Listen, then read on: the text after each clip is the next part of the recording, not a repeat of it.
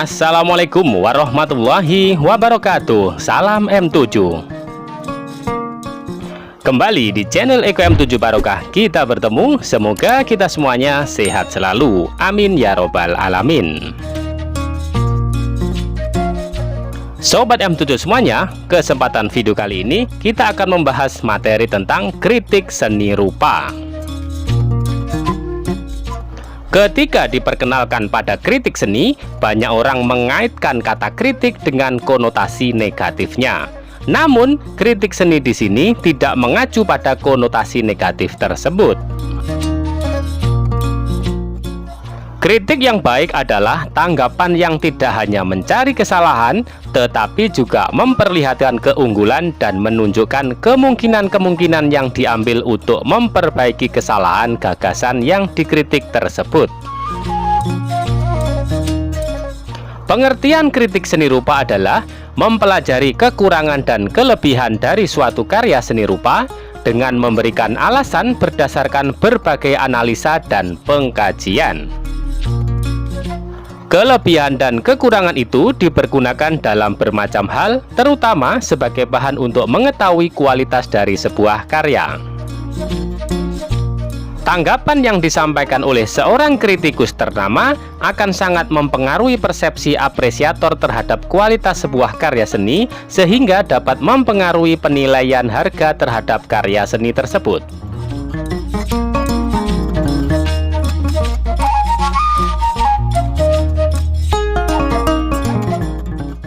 Fungsi kritik seni yang pertama adalah menjembatani persepsi dan apresiasi artistik dan estetik karya seni rupa antara seniman, karya, dan penikmat seni. Komunikasi antara karya yang disajikan kepada publik seni membuahkan interaksi timbal balik keduanya.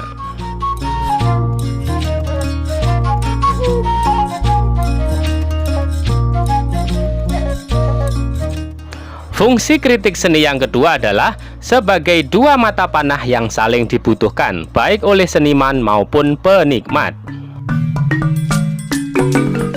Seniman membutuhkan mata panah tajam untuk mendeteksi kelemahan, mengupas kedalaman, serta membangun kekurangan karyanya. Sedangkan publik seni sebagai penikmat dalam karya apresiasi terhadap karya seni membutuhkan tali penghubung guna memahami nilai artistik dan estetik dalam karya seni.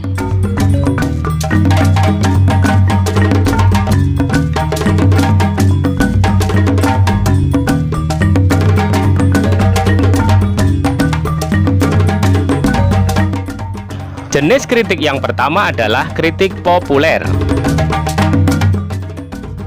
Kritik populer adalah jenis kritik seni yang ditujukan untuk konsumsi masyarakat pada umumnya.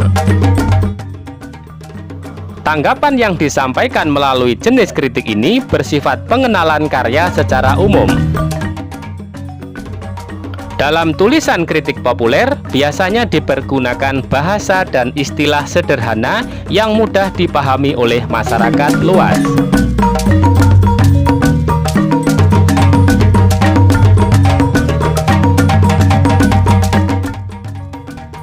Jenis kritik yang kedua adalah kritik jurnalis. Kritik jurnalis adalah jenis kritik seni yang tanggapannya atau penilaiannya disampaikan secara terbuka kepada publik melalui media massa, khususnya surat kabar. Kritik jurnalis sangat cepat mempengaruhi persepsi masyarakat terhadap kualitas dari sebuah karya seni karena sifat dari media massa dalam mengkomunikasikan hasil tanggapannya.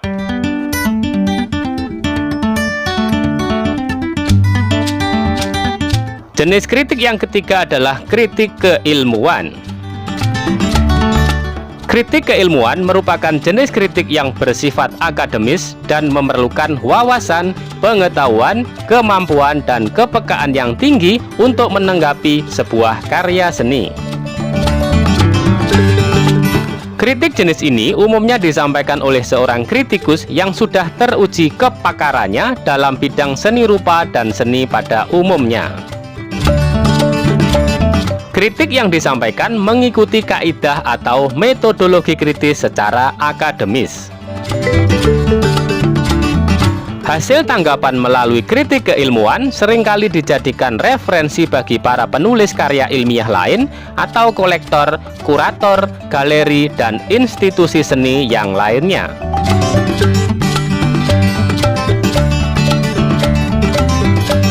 Jenis kritik yang keempat adalah kritik kependidikan. Kritik kependidikan merupakan kegiatan kritik yang bertujuan mengangkat atau meningkatkan kepekaan artistik serta estetika pelajar seni. Jenis kritik ini umumnya digunakan di lembaga-lembaga pendidikan sekolah, terutama untuk meningkatkan kualitas karya seni rupa yang dihasilkan peserta didiknya. Kritik jenis kependidikan biasanya digunakan oleh pengajar bidang ilmu seni dalam mata pelajaran seni budaya.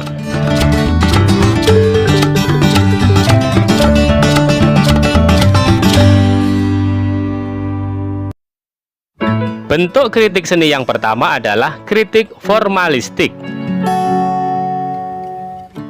Melalui pendekatan formalistik, kajian kritik ditujukan utamanya terhadap karya seni rupa sebagai konfigurasi aspek-aspek formalnya, aspek bentuk, atau unsur-unsur pembentukannya. Misalnya pada sebuah karya lukisan, maka sasaran kritik lebih tertuju kepada penyusunan komposisi unsur-unsur visual seperti warna, garis, tekstur, dan sebagainya. Kritik formalistik berkaitan juga dengan kualitas teknik dan bahan yang digunakan dalam berkarya seni tersebut.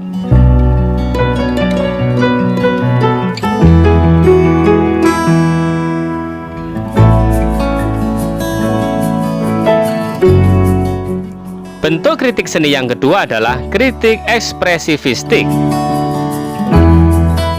Sobat M7 semuanya, pendekatan ekspresivistik dalam kritik seni, kritikus kemungkinan akan menilai dan menanggapi kualitas, gagasan, dan perasaan atau ekspresi yang ingin dikomunikasikan oleh seniman melalui sebuah karya seni.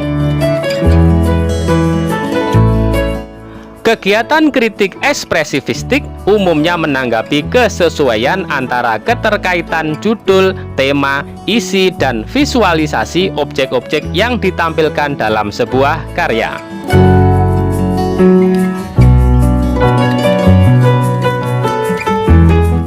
Bentuk kritik yang ketiga adalah kritik instrumentalistik. Melalui pendekatan instrumentalistik, sebuah karya seni cenderung dikritisi berdasarkan kemampuannya dalam upaya mencapai tujuan moral, religius, politik, dan psikologi. Pendekatan kritik ini tidak terlalu mempersoalkan kualitas formal dari sebuah karya seni, tetapi lebih melihat aspek konteksnya baik saat ini maupun masa lalu. Sobat M7 semuanya, sebagai contoh, lukisan yang berjudul Penangkapan Pangeran Diponegoro karya Raden Saleh misalnya, dikritik tidak saja berdasarkan kualitas teknik penciptaan lukisannya saja, tetapi keterkaitannya antara objek, isi, tema, dan tujuan, serta pesan moral yang ingin disampaikan oleh pelukisnya.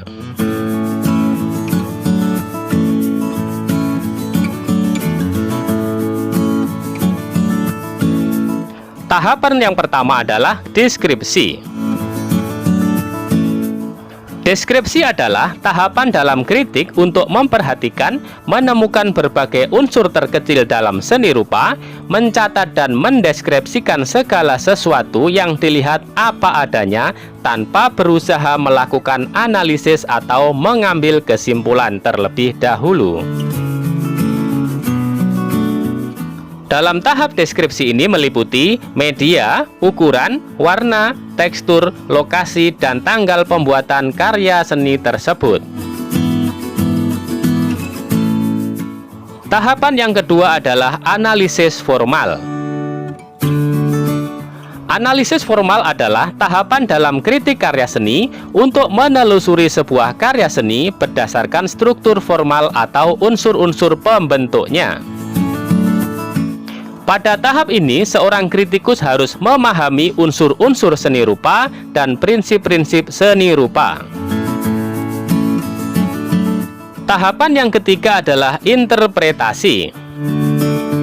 Interpretasi adalah penafsiran makna atau isi sebuah karya seni meliputi tema yang digarap, simbol yang dihadirkan, dan tanda-tanda lain yang dimunculkan.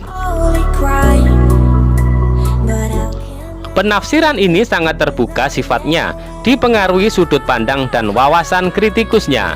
Semakin luas wawasan seorang kritikus, biasanya semakin kaya interpretasi karya yang dikritisinya. Tahapan yang keempat adalah evaluasi atau penilaian. Evaluasi atau penilaian adalah tahapan dalam kritik untuk menentukan kualitas suatu karya seni dan biasanya akan dibandingkan dengan karya lain yang sejenis.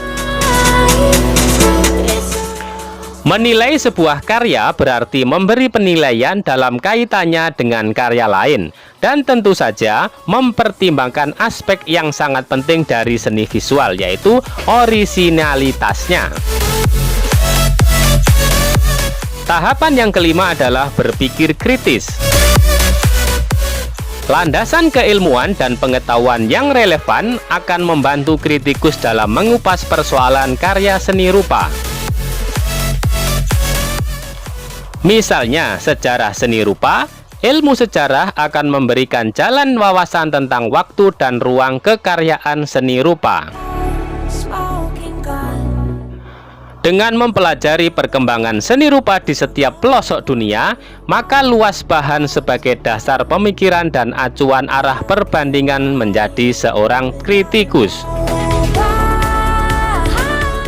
Wawasan yang harus dipunyai oleh seorang kritikus misalnya ilmu seni, filsafat seni, unsur seni, antropologi seni, sosiologi seni, tinjauan seni modern dan kontemporer, serta yang lainnya. Segala keilmuan itu akan memberikan pijakan dan memperkokoh konstruksi kritik yang objektif. Seorang kritikus seni rupa tidak selalu harus seorang perupa, namun dia harus menguasai ilmu kesenirupaan yang bagus. Sobat M7 semuanya, demikian pembahasan pada video kali ini tentang kritik seni rupa. Semoga materi dalam video ini bisa menjadi materi pembelajaran bagi kita semuanya. Akhir kata, terima kasih atas segala perhatian dan mohon maaf atas segala kekurangan. Semoga video ini bisa bermanfaat dan semoga barokah. Wassalamualaikum warahmatullahi wabarakatuh. Salam M7.